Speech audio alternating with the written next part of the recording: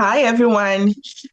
I'm Prudence, and then I did my practicum with the Northern Health team, and my supervisor was Rebecca Sketchley, and I was also supervised by Catherine. My profound gratitude to both of them for accommodating all my needs during my practicum. Thank you so much. First, we would like to move on to the land acknowledgements. I would like to acknowledge and respect the land of Dakel Kio, Lady Tene, and the Nende people on whose territory I undeservingly live, learn, work, and play, and raise my family. So at Northern Health, I specifically was with Population Public Health Unit and with the Healthy Living and Chronic Disease Prevention team. And the focus on that team was on mental health promotion. And so we want to move right straight into the presentation.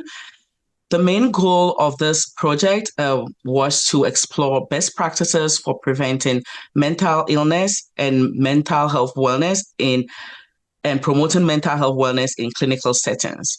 Enhancing mental wellness promotion within clinical settings has the potential to significantly contribute to the overall advancement of preventive mental health in Northern Health and all over BC.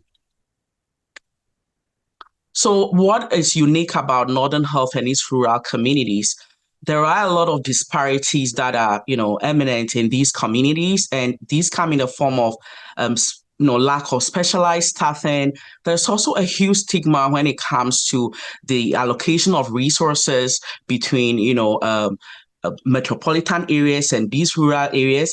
And to make it even more difficult, there is a lot of disparity when it comes to allocation of resources for physical and mental health in various regions when it comes to funding and what have you. And these stigmas also intersect with various others, including race, gender, sexual orientation, age, and these all make it in such a way that being in the northern or rural communities in BC can be very hard when it comes to getting the kind of mental health care or mental health promotion interventions that you may need.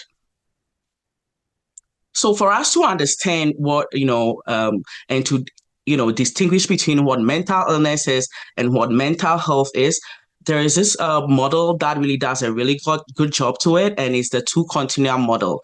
According to this model, individuals can achieve thriving mental health even when dealing with mental illness, or they can experience diminished mental health without having any mental illness.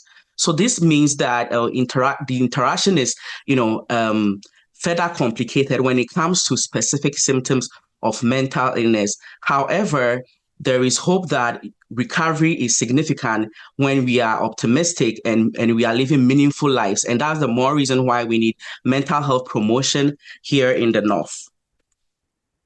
So let's think about what we want to really do while we're diving into this study. We want to, explore what are some of the concepts in mental health promotion and how they apply to rural communities. We also want to explore the challenges and, some of the current recommendations moving forward for rural communities. To do so, I used the scoping review protocol. And why I did that is because it's broad and allows, the researcher to use, various disciplines, various methodologies to collect the information. While doing so, you have to pay a lot of attention to making sure that there is, the interactions between mental illness and mental wellness promotion are clear. So studies that, were diagnosed as addiction, certain conditions like psychosis, schizophrenia, all those were excluded. But we focus mainly on activities like mindfulness, depression prevention, and other related issues like anxiety and depression when it comes to preventing these ailments.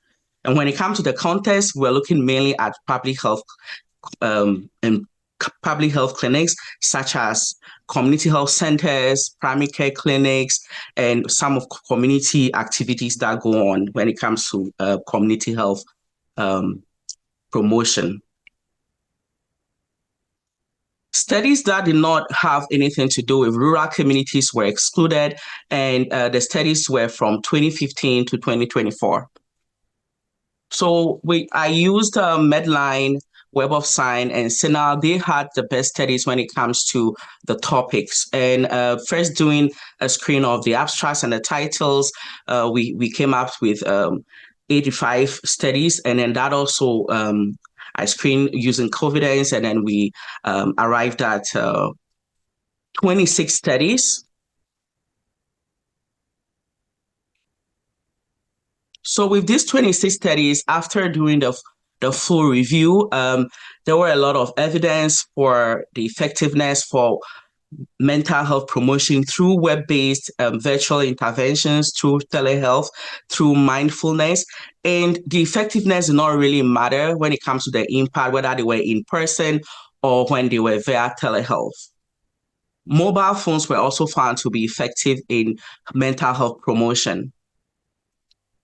Training of rural healthcare staff was also effective in promoting mental health. And then studies that talked about collaboration and integrated care also showed a lot of effectiveness when it comes to mental health promotion in rural communities. There were some barriers that were identified in the study, and these include limited access to services, stigma and cultural barriers, resource limitations, isolation and lack of support, economic and socioeconomic challenges, professional isolation and training gaps, and then cultural and gender inequalities.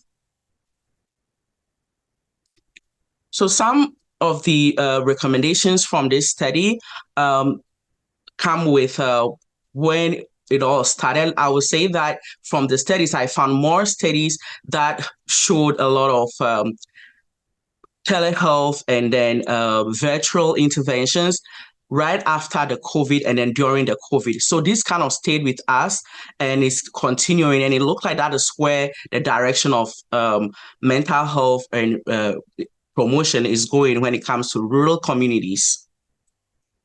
So telehealth can significantly enhance healthcare access and outcomes, and distance barriers and resource barriers are overcome when telehealth is expanded. However, culturally tailored interventions are needed to ensure that effectiveness and acceptance within northern or remote communities are feasible. Some clinicians express concern about technology. So that means that there's a lot of work that needed to be done to ensure internet connectivity. And patients also highlighted that more resources and better organization of digital content is needed to support mental health recovery. So during these studies, some limitations that I came across mainly were with overlap of studies when it comes to mental health promotion and mental illness. And this is mainly due to lack of studies when it comes to that talk about preventive mental health issues. And this also kind of stems from the lack of data. I had a meeting with the Northern Health epidemiologists to see what they had in terms of data on mental health promotion activities going on in their region, and they had none. So this study comes in very handy when it comes to advocating for resources for mental health research in mental health, collection of data in mental health, observation, and then reporting requirements when it comes to mental health promotion. Those are all lacking in this region. And then the studies that were available, there were few. Some of them had small sample sizes. There were issues with lack of control groups, missing data, and technology issues. There were also studies that didn't talk a lot about biases when it comes to participant bias, and there were also language and publication bias. So what are the big takeaways? So the way forward is to promote culturally adapted services, community-based interventions, telehealth, integrated care models, collaboration with nonprofit organizations. We're also looking at tailoring interventions to suit various communities. Self-sufficiency models, for instance, self-management was also very important. And then improving data collection and preventive mental health interventions. Addressing data gaps in mental health promotion and research and also adopting mental health promotion in all policies when it comes to mental health, when it comes to healthcare policies in general.